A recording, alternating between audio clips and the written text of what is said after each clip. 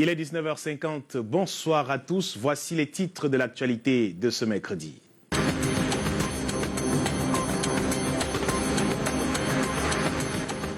À la une ce soir, il aura finalement fallu 48 heures pour connaître le nom du maire de la ville de Douala, Roger Mbassa Diné, élu avec 235 voix contre 25 pour son concurrent Jean-Jacques Ekindi.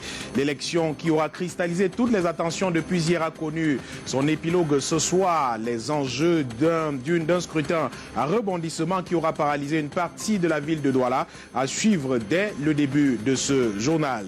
Et cependant, des populations de Yaoundé se posent une question depuis hier. Luc Messi Atangana sera-t-il le Messi de Yaoundé?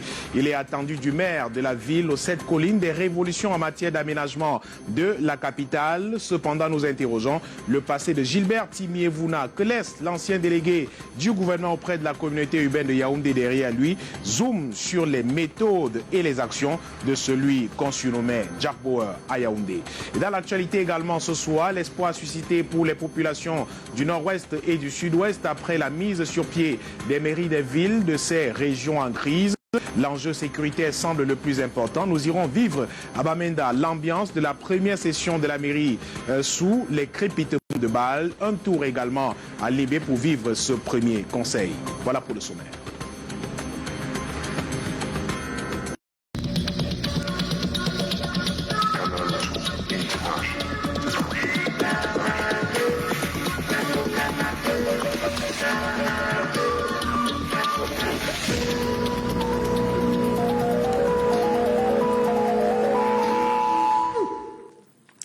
Bienvenue au 19h50. Je vous le disais en titre, la ville de Douala a finalement son maire, Roger Mbassa Diné.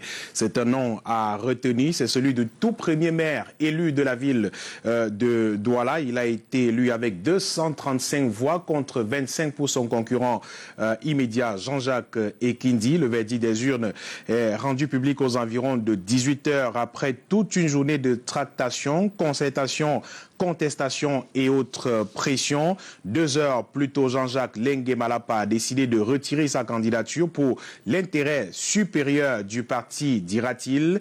Et ce sera dans la fin de 2 journées pleines de tensions suite à la décision du parti d'investir le maire de la ville de Douala.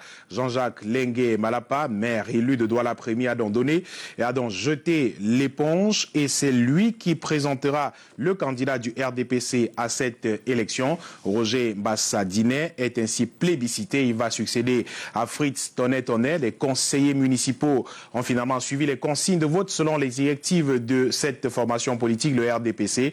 Pour l'heure, ils doivent choisir les 4 adjoints du maire Mbassa. Docteur Soleil Jérémy est pressenti pour être le premier adjoint. Et les conseillers municipaux des partis politiques de l'opposition réclament également en ce moment une place d'adjoint au maire. La session de plein droit a été interrompue quelques instants pour examiner cette requête, mais requête finalement rejetée. Et en ce moment même, à la salle des fêtes d'Aqua, se poursuivent les travaux relatifs justement à l'élection des adjoints de Roger Mbassa Diné, le maire élu de la ville de Douala. L'élection justement du maire dans la ville de Douala n'a pas été sans conséquences dans la métropole économique. Depuis le début de ce processus, la ville est prise au piège des embouteillages géants. Les rues d'Aqua sont paralysées et quadrillées justement par les forces de maintien de l'ordre, la police municipale et même la gendarmerie qui tentent de rediriger la circulation vers d'autres secteurs de la ville de Douala. Curieux, passants et bien d'autres sont également repoussés aux alentours de la salle des fêtes d'Aqua. Sur place, désespérément attendaient justement militants et même hommes de médias tenus bien à l'écart et bien à distance de la salle des fêtes d'Aqua où se poursuivent encore les travaux en ce moment. Junior Ossin et Thierry Nana y étaient cet après-midi. Moto-taximan et conducteurs de véhicules, tous deux irrités, Ici au carrefour, salle des fêtes d'Aqua Douala. On se bouscule au milieu de cet embouteillage causé par l'élection du maire de la ville de Douala. Et voici un peu plus de 24 heures que le spectacle dure au moment où nous tournons ce reportage. Et aujourd'hui, la ville de Douala est paralysée du fait du renvoi qui n'est pas prévu par la loi. Regardez les motos, comment elles roulent en sens inverse, tout. Bon, on est là, on regarde. Comment peut-on faire avancer un pays comme ça? Voilà. À l'intérieur de la salle des fêtes d'Aqua, où nous ne sommes pas autorisés d'entrer, l'ambiance semble tendue. Ici à l'extérieur, par contre, un groupe de danse traditionnelle anime les nombreux curieux qui, pour les uns, sont perchés à la muraille de la salle des fêtes d'Aqua et pour les autres, sont assis à même le sol, cartable à la main. Nous sommes venus suivre ce qui se passe ici à l'intérieur pour avoir plus de connaissances concernant les élections. Et nous sommes très surpris que ça devait avoir lieu hier.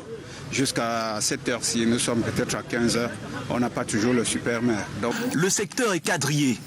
Une ceinture de sécurité maintient à bonne distance le public. Les hommes de médias sont également tenus au respect par les forces de maintien de l'ordre et de sécurité. Tout le monde est dehors, y compris la presse. On a quand même du mal à comprendre ce pays où on a en train d'élire un maire de ville et les journalistes sont dehors.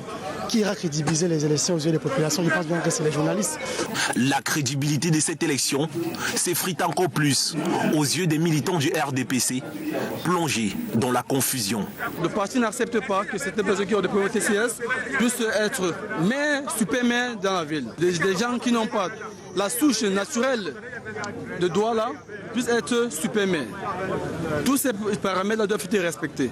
Et si le parti a pris le temps d'investir quelqu'un, c'est parce que cette personne mérite. Au moment où nous quittions les lieux, arrivaient en compte-gouttes les conseillers municipaux, maires et autorités administratives de la ville de Douala. Et le lieu commence à se vider de monde en ce moment. Des curieux venus, pour certains, passer toute la journée sur place, sont en train de partir de cet endroit en ce moment. Et je vous le disais, l'élection des adjoints au maire, Roger Mbassa-Diné, se poursuit en ce moment même à la salle des fêtes d'Aqua, le lieu qui est toujours fortement militarisé, une forte présence policière, de la gendarmerie également, qui campe sur les lieux depuis ce matin. Et je vous le disais également, la presse tenue à grande distance de ce qui se passe à cet endroit. Et rendons-nous à Kribi, qui a également son maire désormais, mais dans une ambiance plutôt différente. Guy-Emmanuel Sabikanda a remporté le scrutin face à ses concurrents au cours d'une élection sans véritable suspense. L'élu de la ville s'est engagé à travailler pour le bien-être des populations. Ces dernières espèrent une amélioration de leurs conditions de vie. Mireille Flore de Fofotso et Moussa Takou. C'est finalement après plusieurs remous, des travaux à huis clos, des points de vue divergents, plusieurs heures d'échange que Guy-Emmanuel Sabikanda a été élu comme maire de la ville de Kribi. Au terme d'un vote qui l'opposait à 3 autres candidats, le docteur Jean-Gustave Tsagadigi, Aimé Ounangiamba et Solange Etikité. Je crois que la discipline du parti a été battue en brèche. C'est la démocratie, vous voyez, les gens ont envie de s'exprimer, il y a des talents qui veulent s'exprimer, il fallait laisser ces talents-là s'exprimer et c'est le parti qui sont vainqueurs. Vous savez, il y a eu pendant les élections, les partis d'opposition ont fait un score, ils ont fait un score de plus de 30% ici, ça nous donne à réfléchir. Il fallait laisser la démocratie s'installer vraiment. Parce que c'est notre président qui a apporté la démocratie au Cameroun. Il fallait aussi l'appliquer à la base. Nous sommes fiers de l'appliquer à la base et le parti en sort vainqueur et renforcé. Une fois le maire connu, il faut réélire les adjoints. Ceci ne se fera pas sans difficulté. L'un des adjoints, Guy Marcel Owona, élu puis remplacé par Dame Boudjela. Déjà, sachez, par rapport au premier adjoint, vous n'avez pas de vérité, parce que vous avez vu le score de la grande Si je suis premier adjoint, je peux dire que merci au Seigneur, merci à tous qui m'ont accompagné, tout le monde qui a toujours été avec moi. Et pour moi, c'est cette équipe qui va donc présider à la destinée de la ville de Kribi. On ne parlera plus de délégués du gouvernement auprès de la communauté urbaine, mais plutôt du maire de la ville. Nzoki Epo est, lui, le nouveau maire de la ville de Konsamba. Il a été élu à une très grande majorité des 75 conseillers municipaux que compte la ville de Konsamba. Cette élection représente une victoire supplémentaire pour le Rassemblement démocratique du peuple camerounais dans cette localité. Les précisions dans ce récit de Vanessa Melakamdem. Frédéric Nzoki Epo est le maire de Konsamba. Il a été élu à 72 voix sur 75 par les conseillers des 3 communes d'arrondissement que compte la ville. À partir de ce soir, on est au service de la ville de Konsamba. On fera un effort pour que les choses avancent. Le préfet l'a dit, vous l'avez suivi, on a les clés du bonheur de la ville de Konsamba. Nous travaillerons ensemble avec toutes les forces vives pour que notre ville puisse décoller. C'est le respect de la discipline et des consignes du parti RDPC qui a apaisé les tensions nées entre les militants et conduit Frédéric Nzoki Epo à ce poste. L'autorité administrative qui assistait à la rencontre est satisfait de la tenue des travaux. Le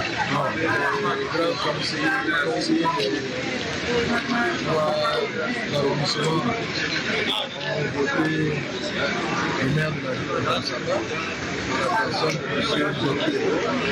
et que tout s'est passé sans incident.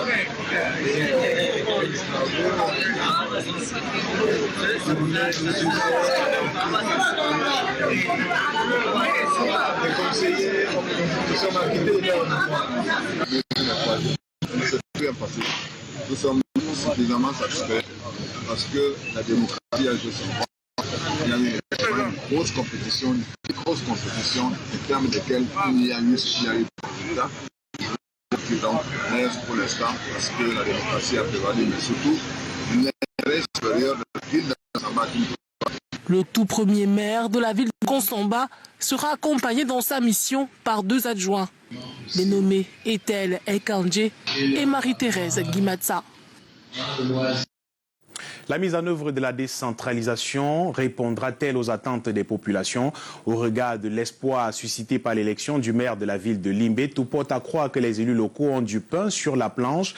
Les populations qui subissent des menaces des séparatistes rêvent d'un avenir paisible et radieux. Inès Daniel Ondouambala.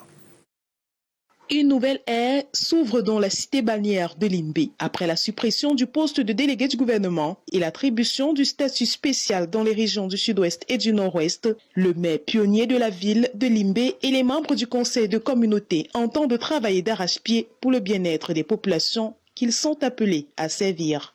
Je pense que l'occasion m'a été donnée peut-être de pousser un peu plus loin pour voir cette transformation devenir effective. On va faire beaucoup de routes.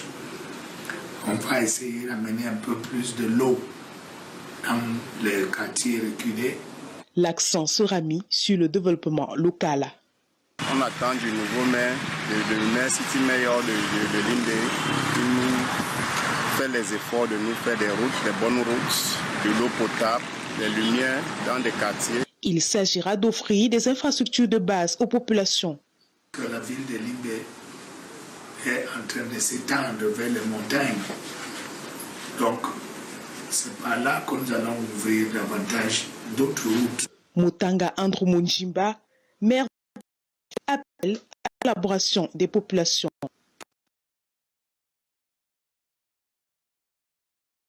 Nous avons un mandat directement du peuple.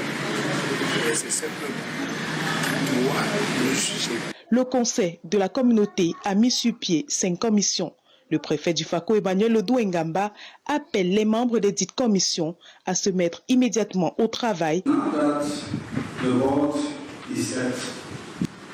There is no time for us to give us speeches. It's time to go for action. L'avenir des populations de la ville de Limbé est désormais entre les mains des élus de cette collectivité territoriale. Première séance de travail tendue sous des sifflements de balles carrément pour le nouvel exécutif de la mairie de Bamenda. L'enjeu sécuritaire sonne comme un impératif pour les nouveaux responsables de cette mairie. Le quotidien des populations reste tout aussi préoccupant. Patrick Christian Dobo et Annie Collins pour les détails. La première séance de travail post-communauté urbaine s'est tenue ce mardi à la mairie de Bamenda.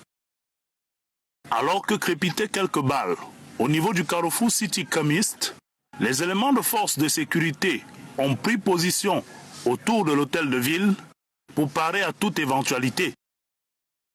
Le maire et l'ensemble des grands conseillers, qui bouclent ainsi une semaine de fonction, ont mesuré l'ampleur du défi sécuritaire au cœur de leur municipalité.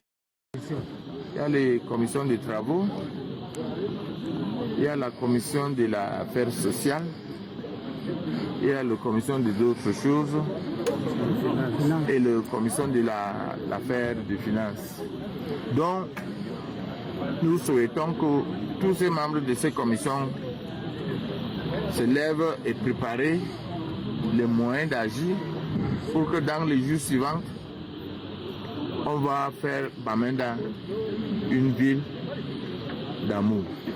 Cette séance de travail entre l'exécutif de la mairie de Bamenda a permis de mettre en place les différentes commissions qui devront accompagner le maire dans sa tâche au cours de son mandat. Il y a un centre de transport, un parc, on devait construire le Bamenda 1. Donc c'est un projet déjà mis et si c'est déjà validé, on est sûr que tous les agents de transport vont quitter le centre pour monter à Bamenda 1. À l'ère du statut spécial, les 33 grands conseillers de la ville de Bamenda ont planché sur les actions prioritaires pour un nouveau visage de la ville de Bamenda en présence du préfet de la MESAM. Dans la même veine, à Yaoundé, allons questionner les chantiers qui attendent le nouveau maire. C'est avec vous, Alain Gilankanga. Bonsoir. Bonsoir Michael Tipkio, bonsoir à tous. La question, vous la posiez tout à l'heure. Luc Messi Atangana sera-t-il le Messi de la ville de Yaoundé? On fera le bilan d'ici 5 ans, mais pour le moment, il est attendu de lui des révolutions en matière de voirie et d'aménagement de la capitale. Ghislain Pierre-Issono présente les défis qui s'opposent au tout premier maire de la ville de Yaoundé. Luc Messi, pas encore Messi, normal. Il vient d'être élu comme maire de Yaoundé, la capitale gabonnaise, aux 7 collines. Son profil dote la ville d'un technocrate. Administrateur civil principal, il cumule une vingtaine d'années dans la haute administration. L'un des faits étant qu'il aura été secrétaire permanent du comité sur la décentralisation au Cameroun depuis de bonnes années. Mais la communauté urbaine est une plus lourde administration encore. Elle pèse des milliards par dizaines. Cela requiert d'autres capacités managériales, surtout quand on succède à un certain Gilbert Timiévouna. L'ancien délégué du gouvernement auprès de la communauté urbaine de Yaoundé aura placé la barre très haut en donnant du contenu à la fonction. Jack Bauer aura eu le mérite de discipliner même les plus grands de la ville. Luc Messi, pas encore Messi, est ce bleu-là qui va apprendre à conduire de façon agressive les projets de Yaoundé. Il va falloir se faire violence, lui qui est jusqu'ici un homme sans histoire, presque inoffensif.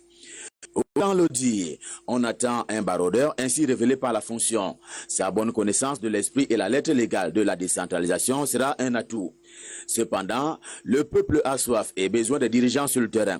Cela peut se traduire par le taux d'abstention, 98 bulletins nuls des conseillers municipaux qui ne l'avaient jamais vu à l'œuvre.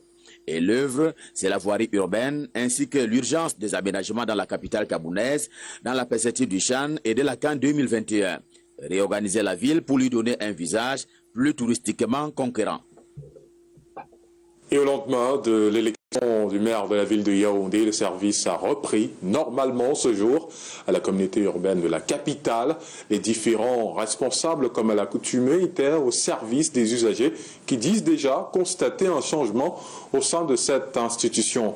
La nouvelle ère à la désormais mairie de la ville de Yaoundé. Un reportage de Delphine Fonkoutené et Lung Vandor. Gilbert Timiévouna, encore présent ce 4 mars à la communauté urbaine de Yaoundé. Alors qu'un vent nouveau souffle ici depuis hier. Une nouvelle ère qui impose le changement déjà perceptible côté usager. Le mépris s'en est un peu allé. Ça ne sera plus comme avant. Ce n'est que le début. Le début d'une nouvelle ère.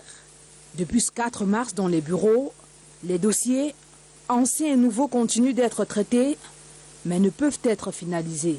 Ce qui demande la décision finale, il faut que l'ordinateur final soit là, que le grand patron soit là. Nous sommes relax, c'est la continuité du service.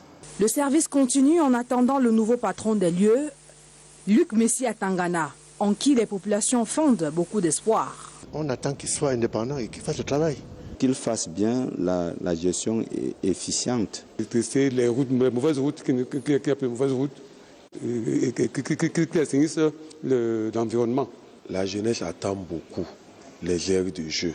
Qu'il continue sous le sillage que le précédent maire de la ville a tracé. Il a 5 ans pour laisser sa marque. Le nouveau maire de la ville n'est pas un étranger à la communauté urbaine de Yaoundé. On le connaît, nous le connaissons. C'est un ancien de la maison. Il a servi comme conseiller, grand conseiller à la communauté pendant 3 mandatures, je crois. Le portrait du Messie est en cours de téléchargement ici, à côté de ceux de ses prédécesseurs. L'ancien délégué du gouvernement auprès de la communauté urbaine de Yaoundé, le plus récent, garde le sourire. Et Luc Messia Tangana succède à un personnage qui a mené la ville de Yaoundé d'une manière particulière. Timi Vouna s'est illustré en 15 ans de service à la communauté urbaine par de nombreuses réalisations et surtout par sa méthode. L'empreinte Gilbert Timi Vouna à Yaoundé, c'est dans cet élément réalisé avec le concours de Francis Kepnan. Près d'1,80 m d'audace aux commandes depuis 2005 d'une ville transformée. Timi Vouna a marqué au fer rouge son passage à la tête de la ville aux 7 collines. Ntime est un bâtisseur, il a bâti, il a construit, il a travaillé. Par exemple, en Colbison, il a fait les merveilles là-bas, il a travaillé. Ce bâtisseur laisse de nombreuses bâtisses à Yaoundé. Des espaces commerçants, des toilettes publiques, une cité à Tinga et la réhabilitation du siège de la communauté urbaine, ainsi que celui de l'hôtel de ville. Derrière ce physique frêle et ses lunettes de gentil garçon se cache un homme de poigne. Celui qu'on surnomme Jack Bauer a traîné une réputation de déménageur. La méthode de travail n'était pas aussi appréciée de tout le monde. Quand de Timi Vouna, on était même plus en paix, partout à Ouara passer. Quand mon ami Yongo faisait la moto, on nous prenait partout. Il y a des gens qui sont aussi mal à l'aise par rapport à des cascades qu'il a fait dans des quartiers. Ntaba, au quartier Loncac, fait partie des zones rasées par le désormais ex-délégué de la communauté urbaine à Yaoundé. Parking payant, sabots sur des véhicules pour usagers indisciplinés sont également des actions à mettre à l'actif de Jack Bauer, qui achève ainsi sa mission, celle d'avoir modernisé la ville de Yaoundé en 15 ans chrono. L'élection des maires dans les grandes métropoles donne lieu à des joutes et des rebondissements inattendus. Entre discipline du parti et contestation ambiante, Patrick Christian d'abord retrace quelques clichés de ce processus qui met la démocratie à l'épreuve des aléas fonctionnels des partis politiques au Cameroun. Regardez.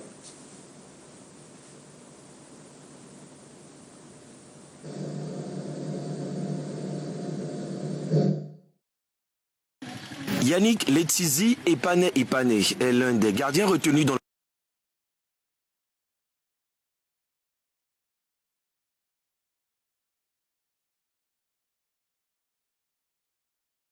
La première séance de travail post-communauté urbaine s'est tenue ce mardi à la mairie de Bamenda.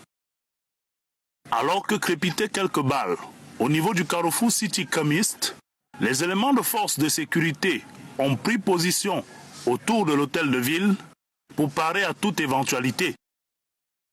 Le maire et l'ensemble des grands conseillers, qui bouclent ainsi une semaine de fonction, ont mesuré l'ampleur du défi sécuritaire au cœur de leur municipalité. Il y a les commissions de travaux, il y a la commission de l'affaire sociale, il y a la commission des autres choses et la commission de l'affaire de finances. Donc, nous souhaitons que tous ces membres de ces commissions se lèvent et préparent les moyens d'agir pour que dans les jours suivants, on va faire Bamenda une ville d'amour. Cette séance de travail entre l'exécutif de la mairie de Bamenda a permis de mettre en place les différentes commissions qui devront accompagner le maire dans sa tâche au cours de son mandat. il y a un centre de transport, un parc, on devait construire les Bamenda 1. Donc c'est un projet déjà mis, et ici c'est déjà validé. On est sûr que tous les agents de transport vont quitter le centre pour monter à Bamenda 1. À l'ère du statut spécial, les 33 grands conseillers de la ville de Bamenda ont planché sur les actions prioritaires pour un nouveau visage de la ville de Bamenda en présence du préfet de la MESAM. À Obala, où s'est opéré le remplacement du 4e adjoint au maire d'Idiba, et cela s'est passé avec des éclats de voix. On voit cela avec Ghislain Pierissonneau et Michel Foucault. Nous sommes à la salle de fête et des actes d'Obala. Splendide en ses entrailles, mais pertinent par l'objet qu'elle abrite. Le tam-tam résonne au loin. Et pourtant, l'entrée est filtrée. Il faut être conseiller municipal pour entrer. La police, elle, veille au grain. Les populations se sont mises par petits groupes. Dans l'attente d'un verdict, la rencontre de normalisation vise un redressement d'une erreur dans l'attribution des postes d'adjoint au maire d'Obala. L'erreur est humaine, mais tant qu'on peut reconnaître son erreur et la corriger, on est sur le bon chemin. Sur cette base, je demeure convaincu que cette commune va pouvoir véritablement prendre le train de ce quinquennat sur des bases sûres et certaines qui permettront à terme un meilleur développement des populations de la commune d'Obala. Enfin, la fumée blanche. Syriac et Diogo prend le poste de 4e adjoint dévolu le 25 février dernier à Sia Bodo. Une erreur collective qui fâche le principal concerné. Je pense que normalement nous devons continuer la bataille, parce que la bataille n'est pas terminée. Donc on a introduit une requête, on va continuer, donc c'est officiel. C'était une erreur de calcul que ne tolère pas les dispositions de l'article 200 du Code général portant décentralisation. Nous sortons satisfaits de cette séance. Nous nous sommes tous compris et l'erreur a été corrigée sans qu'il y ait éclat de voix. Ça démontre la maturité des conseillers municipaux élus de cette commune qui savent qu'ensemble, il y a des défis que nous devons relever. Mais le recours n'a pas été retiré. Le tribunal administratif va devoir se prononcer. Et vous l'avez bien compris, le remplacement du 4e adjoint au maire d'Obala s'est bien déroulé sans éclat de voix. Passation de commandement à présent dans la commune de Songmelima après une élection houleuse la semaine dernière. Les différentes parties ont finalement fait la paix des braves. Les populations appellent à l'amélioration des conditions de vie et la promotion de l'égalité des chances face aux opportunités. Monique Naoussi, Emmanuel Koueta.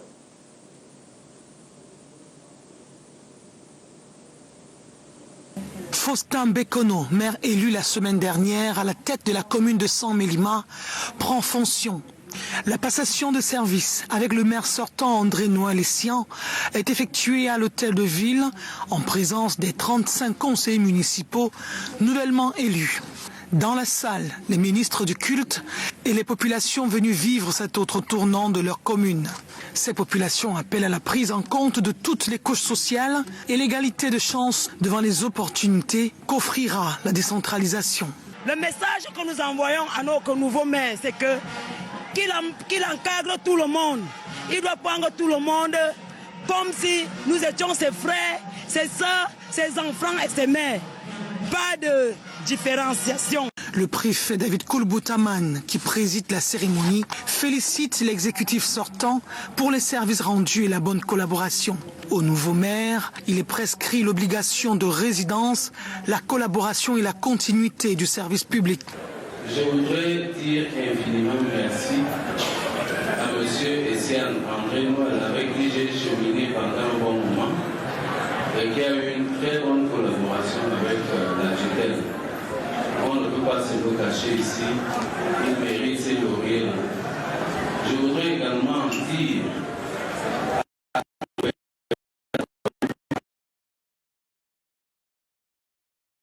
qu'il a apporté au maire sortant à M. Bokon Jean Faustin, qui a été élu lors de la session le 23. Après installation du nouvel exécutif communal, place aux accolades fraternelles et de fair-play entre le sortant et l'entrant. Cela est suivi Banc de foule.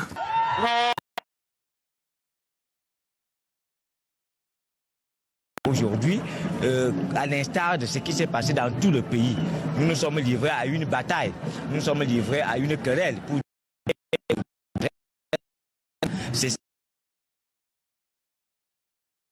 Ce pays, c'est un jeu démocratique, un jeu tout à fait légitime et normal. Au jour d'aujourd'hui, il faut que nous comprenions que le combat est terminé. Ce sont des réjouissances populaires dans les artères de la ville de San Melima qui viennent mettre un terme à ce processus.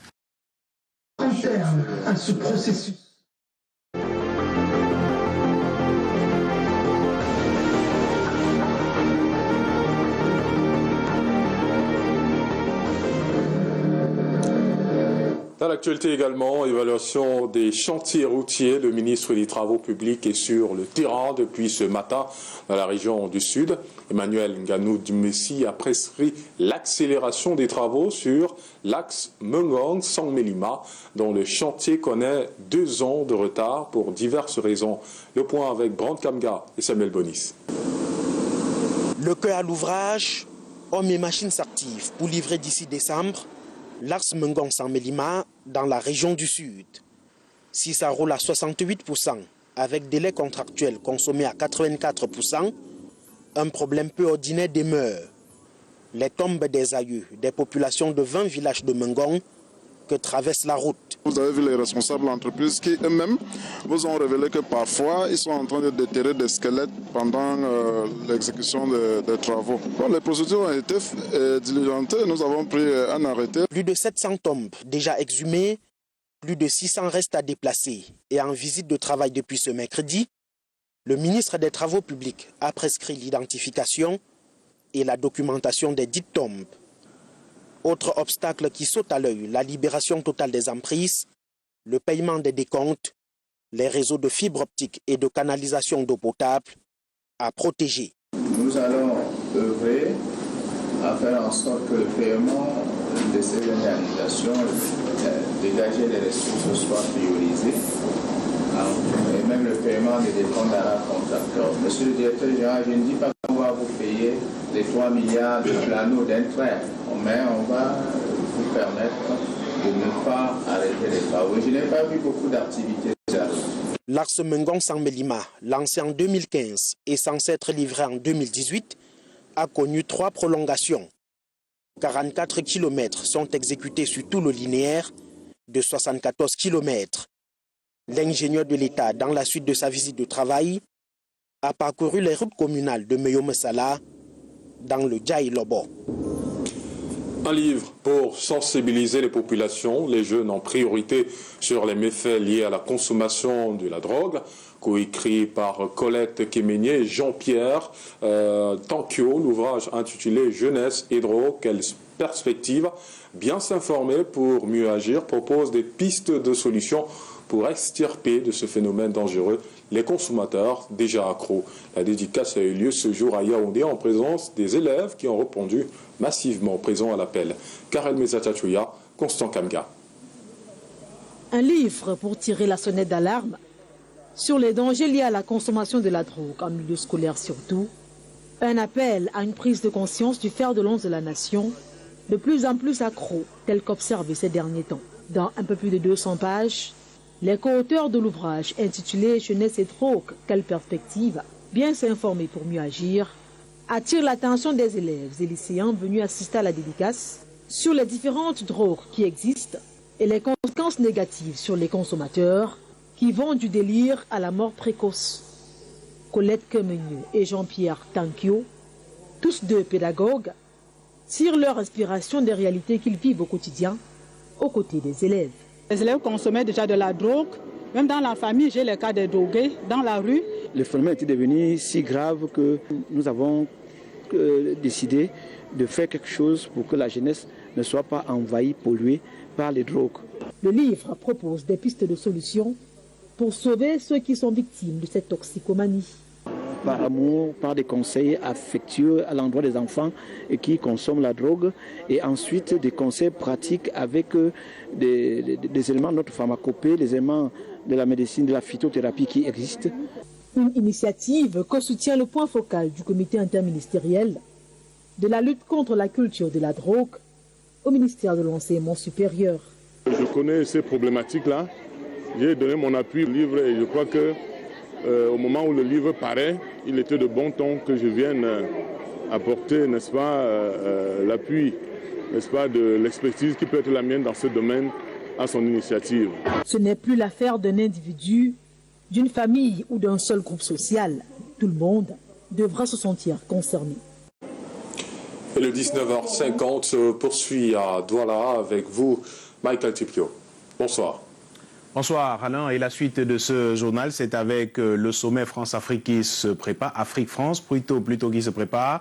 Il y a 2 mois justement de cet événement, l'ambassadrice et secrétaire du sommet, Stéphanie Rivoal, est à Douala. Ce matin, elle est allée à la rencontre du patronat camerounais avec pour objectif d'échanger avec les chefs d'entreprise sur l'importance de la présence des acteurs économiques à ce grand rendez-vous. Et au-delà de l'aspect politique, secteur privé, élus locaux, société civile sont présentés comme invités au premier titre de ce sommet. Aimé Catherine Moukouri et Mario Scosso pour les détails. Inclusive, c'est la nouvelle vision du sommet Afrique-France. Pour l'édition 2020, les acteurs économiques aux côtés de la société civile, les élus locaux sont présentés comme maillon central de l'événement. D'où cette rencontre entre Stéphanie Rivoal, ambassadrice et secrétaire générale du sommet Afrique-France, et le patronat camerounais. Ce sommet sera différent car la présence non seulement des entreprises mais aussi des start-up de tout le continent sera véritablement la colonne vertébrale du sommet. Au cœur de ce sommet, une cité des solutions, un véritable salon professionnel pour que les solutions des sociétés françaises et africaines viennent répondre aux besoins des citadins des villes africaines.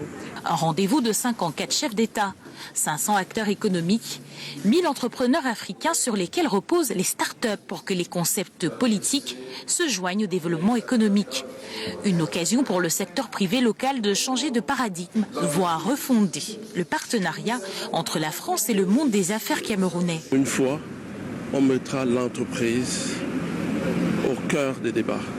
Il ne s'agira plus d'un sommet politique, où on fera du politiquement correct, mais il s'agira de faire de l'économiquement possible. À côté donc du politique, l'économique et surtout le digital. Il s'agit aussi non pas d'avoir un regard de Paris, mais un regard qui est construit ensemble, comme va l'incarner d'ailleurs le sommet Afrique-France 2020, comme il a été présenté aujourd'hui.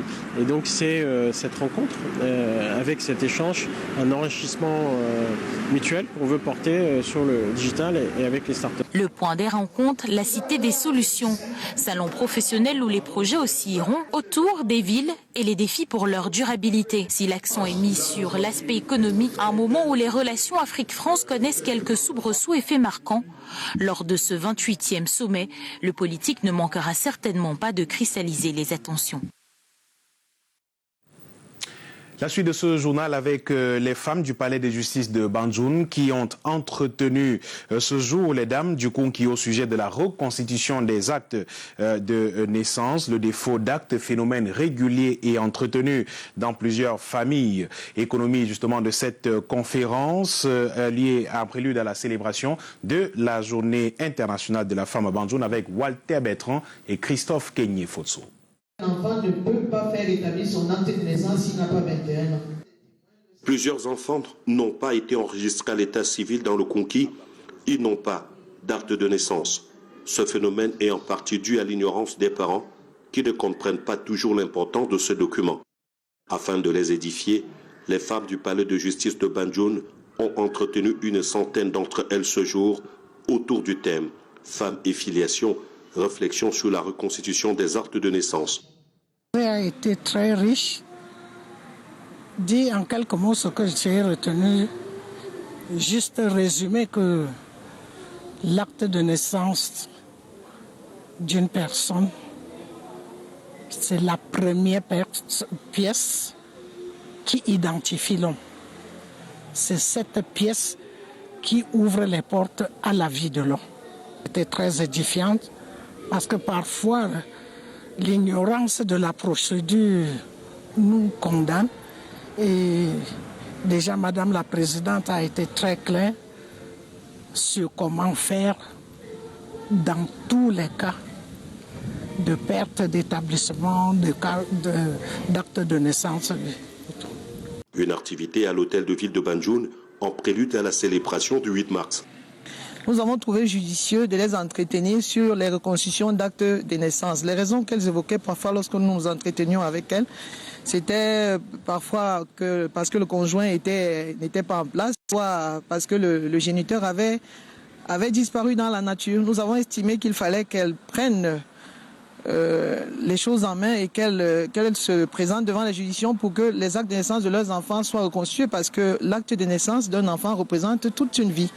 C'est cet acte qui permet d'établir son existence. L'absence d'acte de naissance favorise entre autres la déperdition scolaire. Du sport à présent, parlons des Lions seniors, mais davantage l'un des Bleus nommé Litizi Epane, le gardien de but de Stade Renard de Melon pour le duel à venir contre le Mozambique. Epane fait partie des 2 joueurs du championnat local convoqués par Antonio Conceição, le sélectionneur des Lions indomptables du Cameroun. Zoom sur ce dernier rempart avec Aimé Moukoko et Luciano Diaco. Inclusive, c'est la nouvelle vision du sommet Afrique-France. Pour l'édition 2020, les acteurs économiques. Yannick Letizi Epane est l'un des gardiens retenus dans la liste des Lions indomptables pour la double confrontation contre le Mozambique dans quelques jours. Ce jeune gardien de but, titulaire avec Stade Renard de Melon, commence sa carrière au centre de formation Semence Football Horizon de Konsamba en 2009. Il signe ensuite aux Astres de Douala où il passe 7 saisons et participe à plusieurs compétitions africaines. En 2018, il regagne Dragon de Yaoundé avant de poser ses gants dans les Gaules de Stade Renard. Epane a remporté la Coupe du Cameroun et la Super Coupe avec Stade Renard. Cette saison en cours, déjà 17 matchs disputés et 4 convocations lors des stages des Lions à Prime qui préparent le CHAN 2020. Je suis vraiment très ravi de savoir que je vais rencontrer André Onana et Fabrice Ondoa qui sont des grands frères. Et auprès d'eux, j'espère que je vais beaucoup apprendre. Bertin Ebouele, entraîneur principal de Stade Renard, encourage l'initiative de convoquer les locaux car ça booste le moral des autres joueurs qui rêvent porter le maillot des Lions indomptables. Pendant que Jacques Cueté, le président, célèbre la première convocation d'un joueur de son équipe. Ce système convient le mieux à notre championnat pour que les joueurs essayent de se remobiliser pour la conquête de la Nationale A. De la transformation de Stade Melon en Stade Renard. Stade Melon existe depuis les années 60 et c'est la première fois que nous ayons un bon produit comme celui-là en équipe A. Mais bien avant le regroupement avec les Lions indomptables, aux côtés de Nicolas Nkoulou, Yannick Letizi Epane devra faire ses preuves lors de la 26e journée de Ligue 1 contre Union Sportive de Douala. Un autre rendez-vous sport à suivre sur cette antenne, juste après ce journal, c'est à 21h30, le rendez-vous avec le débat de sport sur Canal 2 International. Question de sport désormais, les mercredis à 21h30, avec ce soir au menu de votre édition, l'actualité chaude des Lions et des Lionnes indomptables du Cameroun et bien d'autres sujets qui seront débattus avec Aimé Moukoko et ses invités. C'est tout à l'heure en direct à 21h30 sur cette antenne. Il ne me reste plus qu'à vous dire merci d'avoir suivi. Je vous souhaite passer une belle soirée sur notre antenne. Nous avons bénéficié bien sûr de l'accompagnement et la collaboration de notre stagiaire Samuel Baya. Merci d'avoir suivi. Belle soirée sur notre antenne et à demain à 19h50.